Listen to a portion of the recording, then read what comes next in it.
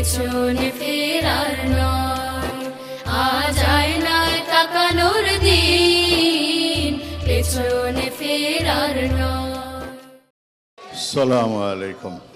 আউযু বিল্লাহি মিনাশ শাইতানির রাজীম। বিসমিল্লাহির রহমানির রহিম। রব্বি ইশরাহ লি সাদরি ওয়া ইয়াসসির লি আমরি ওয়াহলুল উকদাতাম মিন লিসানি ইয়াফকাহু কাওলি। আজকের এই সুন্দর সকালের সুন্দর এই আয়োজনে পরম করুণাময় মহান আল্লাহ তাআলার অনুগ্রহে আমরা যারা এসেছি, আমি সবাইকে স্বাগত জানাচ্ছি, ধন্যবাদ জানাচ্ছি এবং সবার জন্য দোয়া করছি।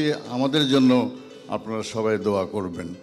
আজকের অনুষ্ঠানের প্রধান অতিথি আমাদের সবার শ্রদ্ধেয়, বেশি কথা বলতে ওরা নিষেধ করেছে আমাকে যে অল্প বলতে হবে, তো অল্প কথা তো আমি বলতেই পারি না।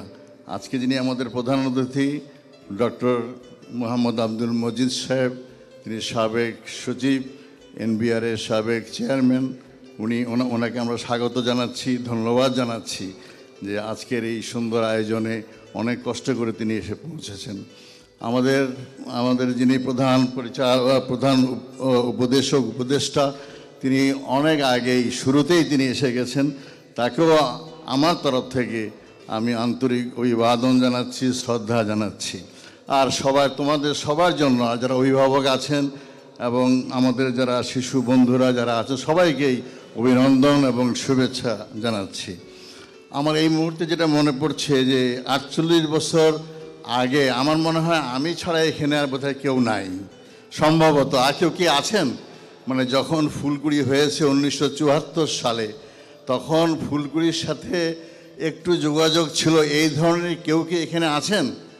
সম্ভবত না। আই অ্যাম দি লোন, আমি একাই এখানে আছি। সুতরাং আমার জন্য একটা তালি হতে পারে।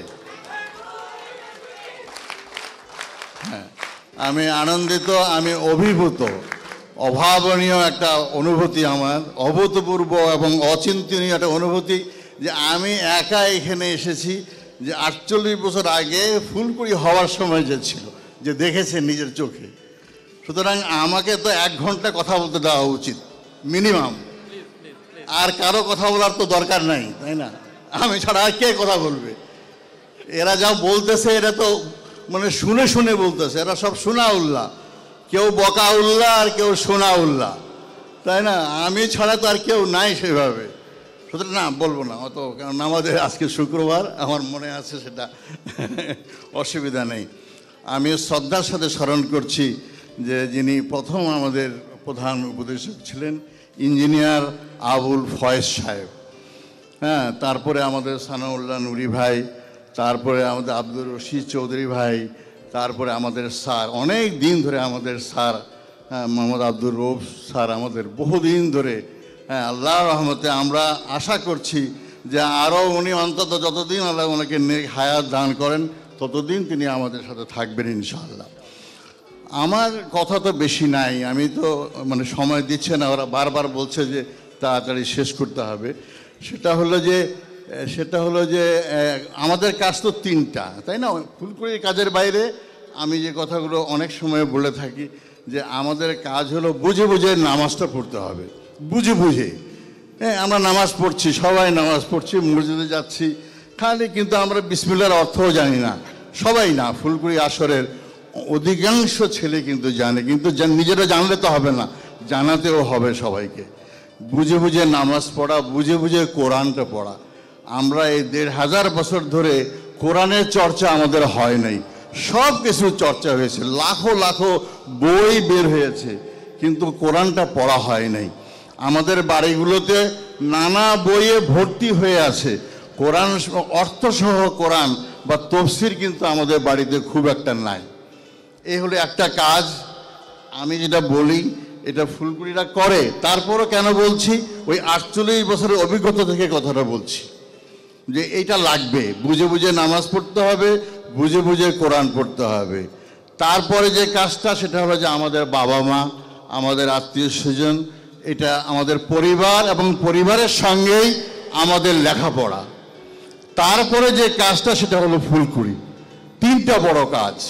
একটা হলো আল্লাহকে জানা, আমাদের স্রষ্টাকে জানা, আমাদের বিধানদাতাকে জানা, আমাদের লালন পালনকারীকে জানা, যার জন্য আমরা পৃথিবীতে এসেছি এবং যার কাছে আমরা ফিরে যাব।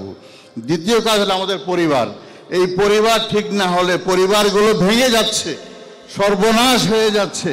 তোমরা সব কথা হয়তো জানো না, সারা পৃথিবীতে পরিবার ভেঙে যাচ্ছেই বলেই পৃথিবীটা এখন একদম নষ্ট হয়ে গেছে, পচে গেছে। পরিবারগুলো ঠিক করতে হবে আমাদের। থার্ড হলো এই যে সংগঠন বলা হচ্ছে আজকে, খুব মিজান আছে কি না, মিজান বলেছে যে 1 লক্ষ তাদের লোক, 1 লক্ষ, আলহামদুলিল্লাহ। এবং তাদের কেউ মদ বোধহয় দেখেও নাই, খাওয়া তো দূরের কথা, মদটা দেখেছে কি না আমি যদি বলি আমার মনে হয় একটি ছেলে বলবে না ওইটা আবার কী জিনিস, কেমন রং, কেমন কোথায় পাওয়া যায় জানে না। একটা হাততালি হোক, এটা মিজানের কথার উপর এই হাততালিটা হতে পারে। একটা বড় কথা, সে একটা বড় আশ্বাস সে আমাদেরকে দিয়েছে যে 1 লক্ষ ছেলে মদ চেনে না, তাই না?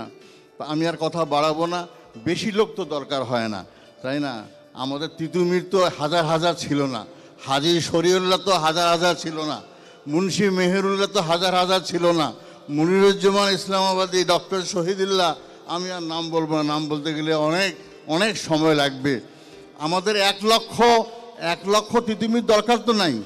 আমাদের জেলা অনুযায়ী যদি 1 জন করে তিতুমির হয় তাহলে তো আল্লাহর মধ্যে অনেক যথেষ্ট।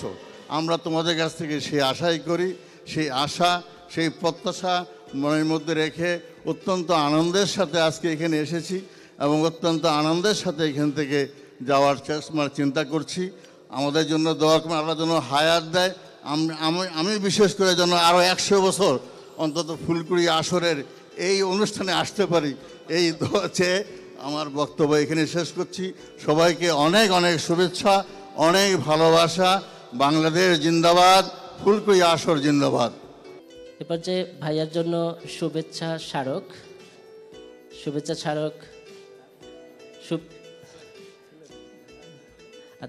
স্মারক তুলে দিচ্ছেন আসরের প্রধান পরিচালক আবরারুল হক ভাইয়া।